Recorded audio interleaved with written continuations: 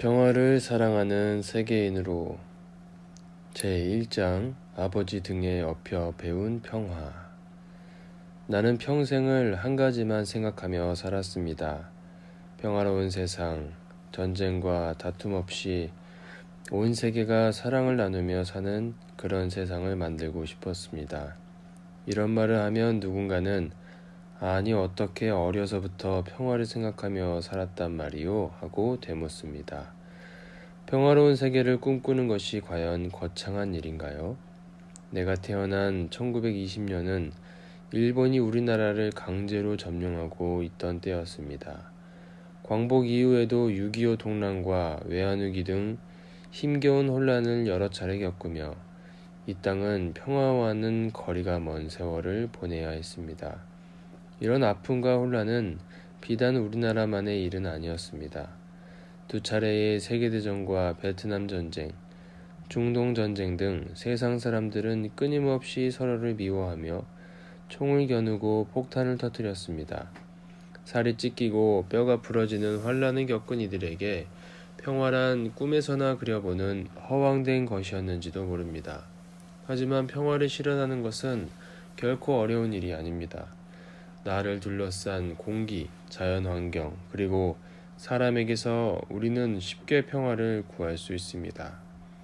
들판을 내 집처럼 생각하고 살았던 어린 시절, 나는 아침밥 한 그릇을 뚝딱 비우고 뛰쳐나가 온종일 산으로 강으로 쏘다녔습니다. 온갖 새와 동물들이 살고 있는 숲속을 누비며 풀과 열매를 따먹다 보면 온종일 배가 고픈 줄도 몰랐습니다. 어린 마음에도 숲속에만 들어가면 몸과 마음이 편안해지는 것을 느꼈습니다. 산에서 뛰놀다 잠이 든 적도 많았습니다. 그럴 때면 아버지께서 숲으로 나를 찾으러 오셨습니다. 용명아, 용명아 하는 아버지의 목소리가 멀리서 들리면 자면서도 웃음이 절로 나게 반가웠습니다. 나의 어릴 적 이름은 용명입니다. 나를 부르는 소리에 얼핏 잠이 깼지만 잠든 척하고 아버지 등에 덥석 업혀가던 그 기분, 아무 걱정도 없이 마음이 척 놓이는 기분, 그것이 바로 평화였습니다. 그렇게 아버지 등에 업혀 평화를 배웠습니다. 내가 숲을 사랑한 것도 그 안에 세상의 모든 평화가 깃들어 있기 때문입니다. 숲속의 생명들은 싸우지 않습니다.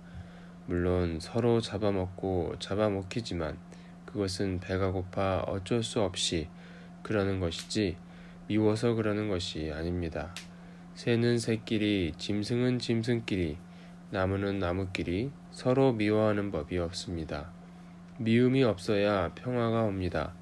같은 종끼리 서로 미워하는 것은 사람뿐입니다. 나라가 다르다고 미워하고 종교가 다르다고 미워하고 생각이 다르다고 또 미워합니다. 지금까지 나는 200개국에 가까운 나라를 돌아다녔습니다. 그러나 공항에 내릴 때 이곳 참 평화롭고 푸근하구나 하고 느낀 나라는 많지 않았습니다. 내전으로 인해 총검을 높이 든 군인들이 공항을 감시하며 도로를 폐쇄하고 밤낮 없이 총소리가 들리는 곳도 많았습니다. 평화를 이야기하러 간 곳에서 총에 목숨을 잃은 뻔한 적도 한두 번이 아닙니다. 오늘날 우리가 사는 세계는 여전히 크고 작은 분쟁과 갈등이 끊이지 않고 있습니다. 먹을 게 없어 굶주리는 사람이 수천만 명인데 군사비로 쓰이는 돈은 수천조에 이릅니다. 총과 폭탄을 만드는 데 쓰는 돈만 아껴도 그 많은 사람이 배고픈 고통에서 벗어날 수 있을 것입니다. 나는 이념과 종교 때문에 서로를 미워하고 원수로 여기는 나라 사이에 평화의 다리를 놓는 일에 평생을 바쳤습니다.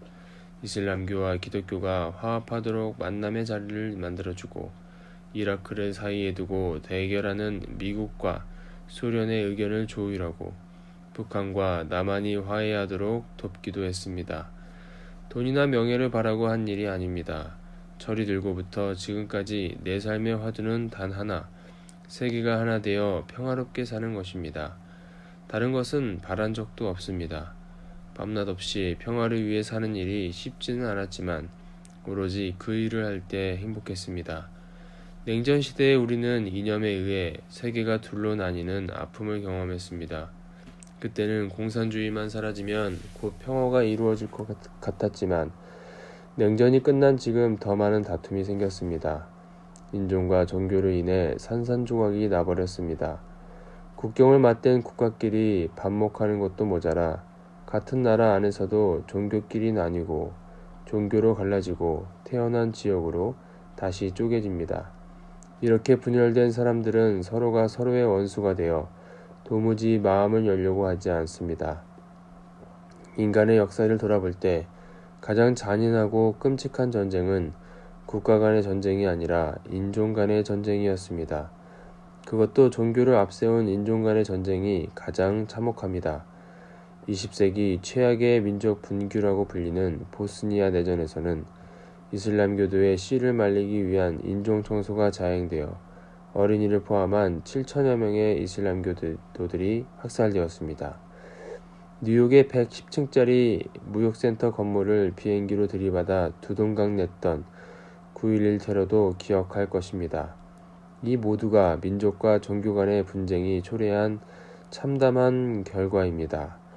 지금도 팔레스타인의 가자 지구에서는 이스라엘이 감행한 미사일 공격으로 수백 명의 사람들이 목숨을 잃고 추위와 배고픔, 죽음의 공포 속에 떨고 있습니다. 도대체 무엇을 위해 그렇게 서로를 미워하고 죽이는 것인지 표면적인 이유야 여러 가지이지만 그 내막을 자세히 들여다보면 영락없이 종교가 버티고 있습니다. 서기를 둘러싸고 벌인 걸프전이 그렇고 예루살렘을 차지하려는 이슬람과 이스라엘의 분쟁이 그렇습니다. 이처럼 인종주의가 종교라는 명분을 등에 업을 때 문제는 정말 복잡해집니다. 중세시대에 끝났다고 생각했던 종교전쟁의 악령이 21세기에도 여전히 우리를 괴롭히고 있습니다. 종교전쟁이 끊임없이 일어나는 이유는 많은 정치인들이 자신의 이기적인 욕심을 채우려 종교 간의 적대감을 이용하기 때문입니다. 정치적인 목적 앞에서 종교는 방향을 잃고 휘청거립니다. 종교가 가진 본래의 목적을 상실하는 것입니다. 종교는 본래 평화를 위해 존재합니다. 모든 종교는 세계 평화에 대한 책임이 있습니다. 그런데 거꾸로 종교가 분쟁의 원인이 되었으니 개탄할 노릇입니다. 그 추악한 뒷면에는 권력과 자본을 진 검은 정치가 숨어 있습니다. 지도자의 본무는 모름지기 평화를 지키는 것인데 오히려 그 반대가 되어 세계를 대립과 폭력으로 내몰고 있는 것입니다. 지도자의 마음이 올바로 서지 않으면 나라와 민족은 갈 곳을 잃고 헤매게 됩니다. 그들은 자신의 검은 야욕을 채우기 위해 종교와 민족주의를 이용합니다. 종교와 민족주의의 본질은 나쁘지 않지만 세계 공동체에 이바지할 때에만 가치가 있습니다. 내 민족과 내 종교만 옳다고 주장하면서 다른 민족과 다른 종교를 무시하고 헐뜯는다면 그 가치를 잃고 맙니다. 내 종교를 주장하느라 남을 짓밟고 남의 종교를 하찮게 여겨서 미움을 쌓고 분쟁을 일으킨다면 그것은 이미 선이 아니기 때문입니다. 내 민족, 내 나라만 옳다는 것도 마찬가지입니다.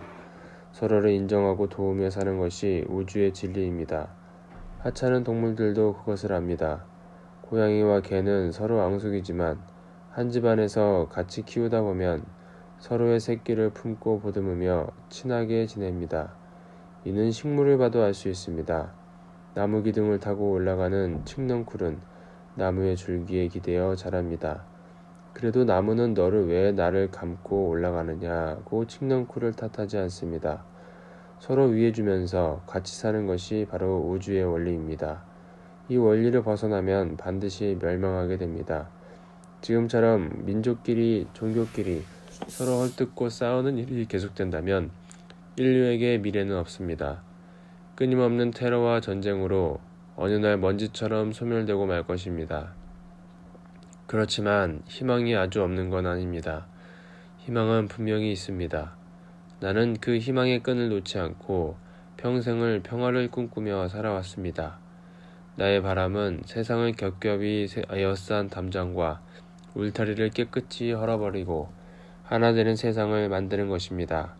종교의 담장을 허물고 인종의 울타리를 넘어서 부자와 빈자의 틈을 메운 뒤 태초에 하나님이 지으셨던 평화로운 세상을 복원하는 것입니다. 배고픈 사람도 없고 눈물 흘리는 사람도 없는 세상 말입니다. 희망이 없는 세계, 사랑이 부족한 세상을 치유하려면 우리는 다시 어린 시절의 순수한 마음으로 돌아가야 합니다.